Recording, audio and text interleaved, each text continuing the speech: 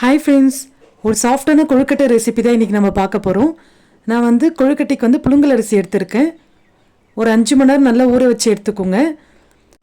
அப்புறம் ஃபேன் காற்றுலேயே ஒரு 10 நிமிஷம் நல்லா ஆற வச்சுக்கோங்க. மாவு நம்ம அரைச்சி எடுத்துக்கலாம். இந்தளவுக்கு கொஞ்சம் நைஸாக இருந்தால் போதும். இப்போ இட்லி குண்டால் நல்ல தண்ணி வச்சுக்கோங்க. கொஞ்சம் ஈரமான துணியில் அது மேலே வச்சு மாவு கொஞ்சம் கொஞ்சமாக ஆட் பண்ணிக்கலாம். மாவை நம்ம ஆவி கட்டி எடுக்கணும். கட்டி கட்டியாக இல்லாத மாதிரி நல்லா உடைச்சி போட்டுக்கோங்க. அந்த துணியை க்ளோஸ் பண்ணிக்கோங்க.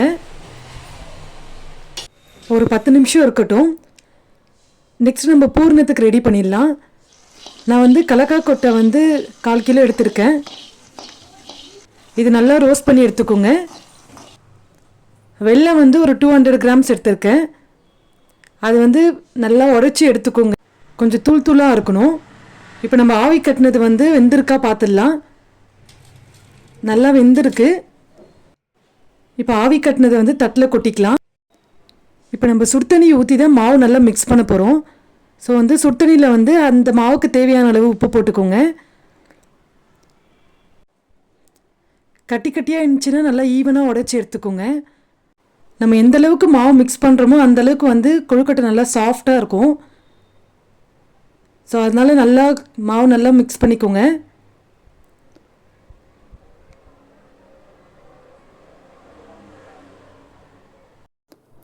இப்போ கொஞ்சம் கொஞ்சமாக மாவு தண்ணியில் ஊற்றி மிக்ஸ் பண்ணிக்கலாம். நம்ம சுடு தண்ணியில் மாவு மிக்ஸ் பண்ணும்போது தான் நல்லா மிக்ஸ் ஆகும். நம்ம பச்சை தண்ணியிலலாம் மாவு மிக்ஸ் பண்ணக்கூடாது.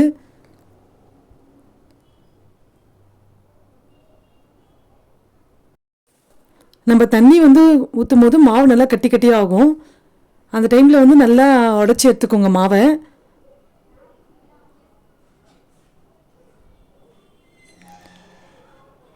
இந்த ப்ராசஸ் தாங்க நம்மளுக்கு ரொம்ப மெயின். எந்த அளவுக்கு நம்ம மாவு நல்லா பிசைடுமோ அந்தளவுக்கு கொழுக்கட்டை நல்லா சாஃப்டாக இருக்கும்.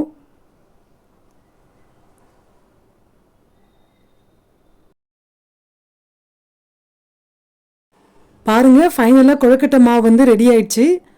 நம்மளுக்கு கையில் ஒட்டக்கூடாது. அந்தளவுக்கு மாவு நல்லா பிசைஞ்சு எடுத்துக்கணும்.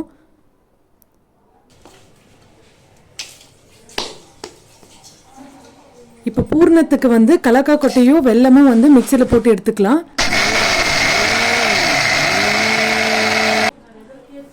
ரொம்ப நைஸாக அரைக்காமல் இந்த மாதிரி கொஞ்சம் கொரப்பாக அரைச்சிக்கோங்க.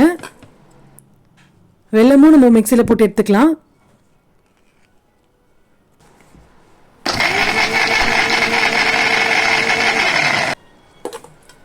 வெல்லமும் அதில் ஒன்றா கொட்டிக்கலாம். இப்போ 2 நல்லா மிக்ஸ் பண்ணிக்கலாம். வெல்லமும் கலக்காய் கொட்டையும் நல்லா மிக்ஸ் ஆகணும். இப்போ கொழுக்கட்டைக்கு உருண்டை பிடிச்சிக்கலாம். எந்த அளவுக்கு நம்மளுக்கு சைஸ் வேணுமோ அந்தளவுக்கு உருண்டை பிடிச்சிக்கோங்க. எப்படி செய்கிறாங்கன்னு வீடியோவில் பார்க்கலாம்.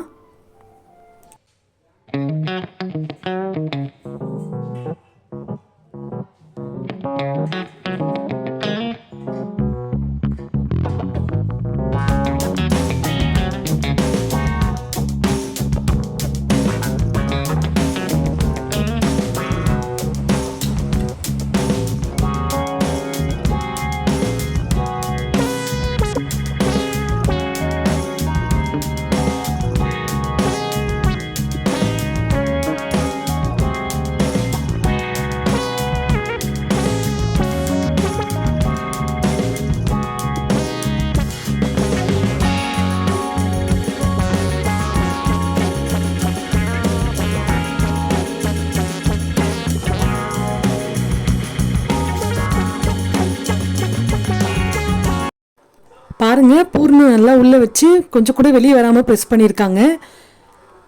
நம்ம மாவு பேஸ் பண்ணி தான் சாஃப்ட்னஸ் நம்மளுக்கு கிடைக்கும். இப்போ எல்லா கொழுக்கட்டையும் நம்ம இந்த மாதிரி ரெடி பண்ணி எடுத்துக்கலாம்.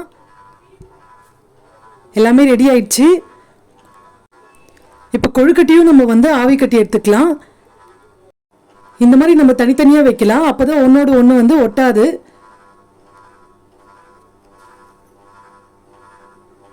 நம்ம மொத்த கொழுக்கட்டுமே ஒன்றா வேக வச்சு எடுத்துக்க போகிறோம். ஒரு 10 நிமிஷம் வேக வச்சு எடுத்துக்கலாம். பாருங்கள் மாவு வந்து கையில் ஓட்டல. கொழுக்கட்டை வந்து நல்லா ரெடி ஆயிடுச்சு நம்மளுக்கு. பாருங்கள் சூப்பராக ரெடியாக இருக்குது கொழுக்கட்டை. நல்லா சாஃப்டாக இருக்குது பாருங்கள். நீங்களும் இந்த சிம்பிளான கொழுக்கட்டை ரெசிபியை வீட்டில் ட்ரை பண்ணி பாருங்கள். அவள் தான் ஃப்ரெண்ட்ஸ், இந்த vlog உங்களுக்கு பிடிச்சிருந்தால் லைக் பண்ணுங்கள், ஷேர் பண்ணுங்கள், மறக்காமல் சப்ஸ்கிரைப் பண்ணுங்கள். பாய்.